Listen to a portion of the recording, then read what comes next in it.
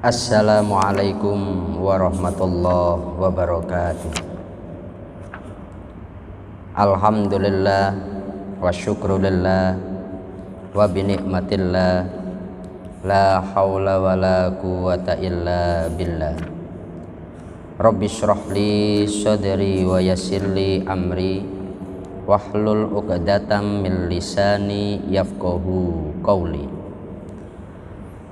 Kepada yang kami muliakan segenap jamaah Masjid Agung Batam yang dirahmati Allah Subhanahu wa Ta'ala, alhamdulillah pada kesempatan kali ini oleh Allah kita diberi rahmat nikmat hingga kita bisa kembali melaksanakan sholat duhur dan kita melanjutkan dengan mengkaji tafsir Imam Asy-Syafi'i selama kurang lebih 7 menit ke depan.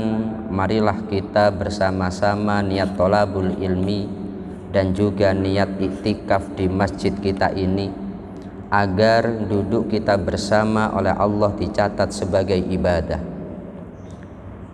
Adapun pembahasan kita kali ini pada surat An-Nur ayat 6, Allah berfirman, Bismillahirrahmanirrahim.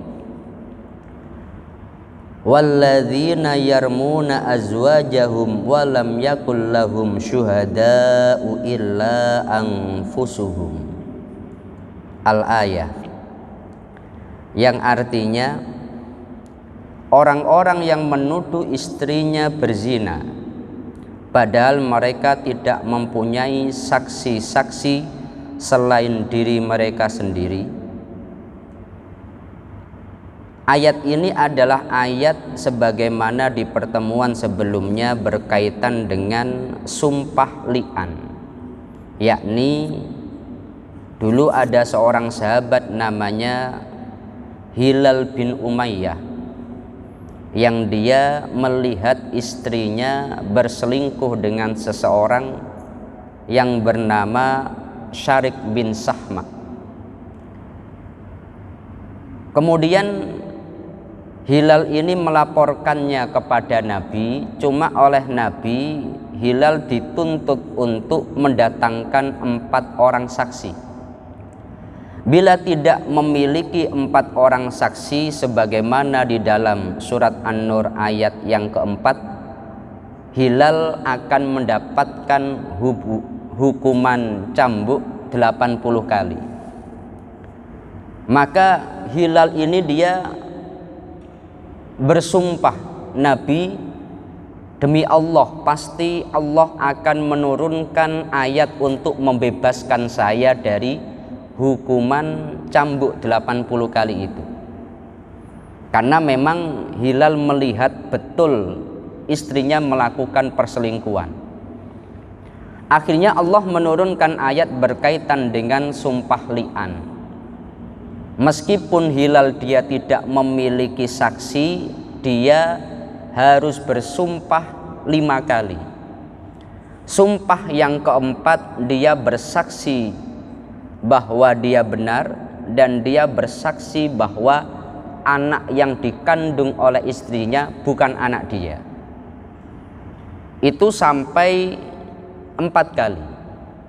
Dan sumpah yang kelima dia bersaksi apabila dia dalam persaksiannya itu dusta, dia siap menerima laknat Allah Subhanahu wa Ta'ala.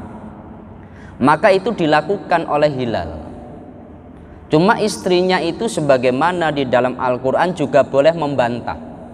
Maka istrinya membantah apa yang disumpahkan atau yang dipersaksikan Hilal itu oleh istrinya, dibantah dengan sama 4 kali sumpah, 4 kali saksi, dan yang kelima kalau istrinya dusta maka dia siap menerima laknat.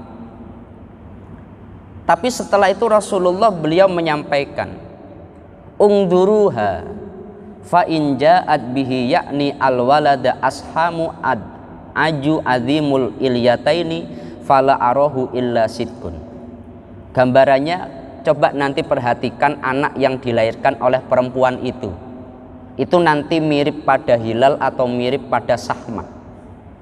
Ternyata ketika anaknya lahir itu memang mirip dengan Syarik bin Sahma, orang yang dituduhkan melakukan perselingkuhan. Melalui sejarah itu, maka di dalam madhab Syafi'i itu ada sebuah hukum bahwasanya yang namanya anak itu bagaimanapun milik seorang suami. Al-waladu lil firos. Artinya seandainya Hilal dia tidak sumpah menolak anak yang dikandung bukan anak dia, maka anak itu akan dinasabkan kepada dia. Dengan sumpahnya, maka anak itu nasabnya terlepas daripada Hilal bin Umayyah. Artinya bagaimana? Dalam pandangan madhab Syafi'i itu berdasarkan hadis Rasulullah dalam Sahih Bukhari, al-waladu lil firos. Anak itu milik pemilik ranjang atau milik suami. Dia istri saya, anak yang dilahirkan yang menjadi hak saya. Meskipun sperma yang menjadi cikal bakal anak itu bukan anak suami. Karena status anak hanya bisa dinasabkan kepada laki-laki bila dalam ikatan pernikahan secara resmi. Status daripada sperma tidak akan mempengaruhi status nasab. Meskipun anak itu jelas-jelas anaknya Syarik bin Sahma, spermanya sperma Syarik bin Sahma, tapi perempuan itu istrinya Hilal, maka anak itu anaknya Hilal, kecuali dia bersumpah li'an menolak status anak itu, maka akan dilepaskan.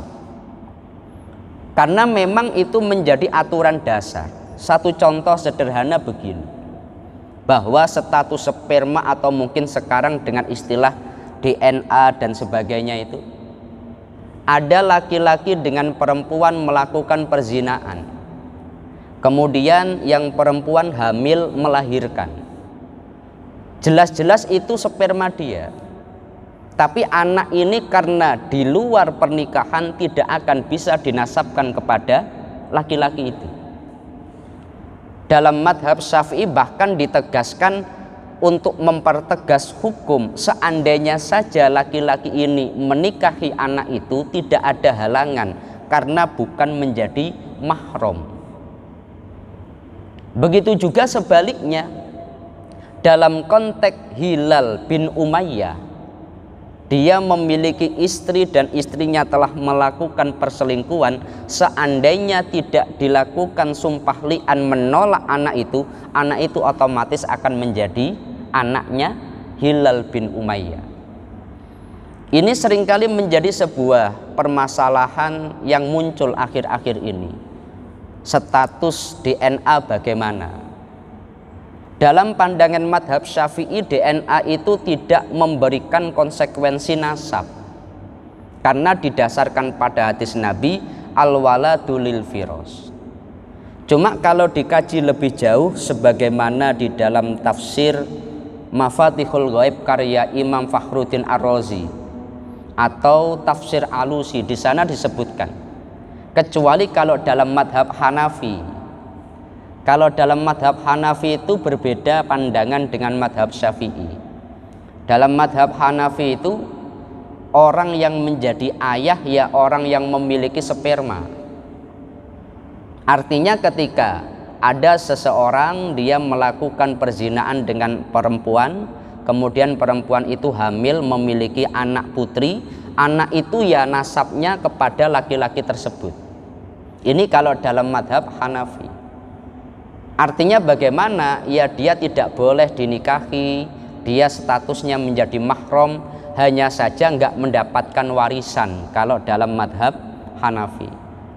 Tapi kalau dalam madhab Syafi'i berdasarkan hadis itu, kalau dalam tafsir disebutkan secara dalil lebih kuat madhab Syafi'i, bahwasanya Nabi Muhammad tahu oh ini anaknya Syarik, tetapi tetap memberlakukan hukum li'an yang seandainya tidak ada li'an anak akan menjadi Hilal. Artinya yang namanya anak itu milik daripada orang yang menjadi suami ibunya. Ketika umpamanya ada laki-laki punya istri, istrinya selingkuh, kemudian punya anak, bila tidak ditolak, anak itu nasabnya akan tetap kepada suami tersebut. Nah ini kenapa? Karena didasarkan pada hadis Rasulullah Shallallahu Alaihi Wasallam, al-waladu lil firos, anak itu milik daripada pemilik istri, bukan milik daripada pemilik sperma. Nah ini menjadi sebuah turunan hukum dari kejadian yang ada pada masa Nabi hingga Allah menurunkan ayat berkaitan sumpah li'an, yakni antara Hilal bin Umayyah, Sarik bin Sahma, dan istri daripada Hilal bin Umayyah. Semoga kita semuanya oleh Allah dilindungi, keluarga kita semuanya dilindungi daripada hal-hal yang diharamkan oleh Allah, dan semoga anak-anak kita semuanya menjadi anak-anak yang sholih dan sholihah. Al-Fatihah. A'udzubillahi minasyaitonirrajim. Bismillahirrahmanirrahim. Alhamdulillahirabbil alamin, arrahmanirrahim, maliki yaumiddin. Iyyaka na'budu wa iyyaka nasta'in, ihdinas siratal mustaqim, siratal ladzina an'amta 'alaihim ghairil maghdubi 'alaihim waladdallin. Amin. Kurang lebihnya dari kami mohon maaf. Akhirul qauli wallahul muwaffiq ila aqwamit thoriq. Wassalamualaikum warahmatullahi wabarakatuh.